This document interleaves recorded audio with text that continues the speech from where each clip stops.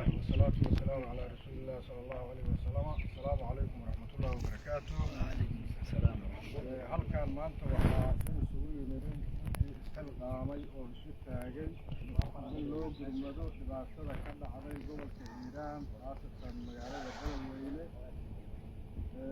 Waxayna isu diyaariyeen sidii gacan looga geysan lahaa dhibaatadaas iyada ah. waana ku dhaqaaqeen waana isbilaabeen. guddigaana wuxuu ka kooban yahay bulshada qaybaheeda kala duwan yahay culimadiinka, ganacsatada, dhalinyarada, maamulayaasha iskuulada, macallimiinta dugsiyada, dhalinyarada oo ayaga ah kaalimaha ugu firfircoon. waa guddi furan.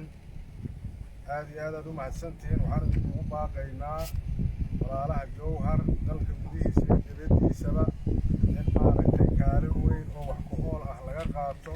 qof walbana waxa uu horumarsado asagay biri ka horeeyaan ay sadaqo noqonaysaa. aad iyo aad u mahadsantihiin. Wassalaamu calaykum waraxmatullaahi wabarakaatuh.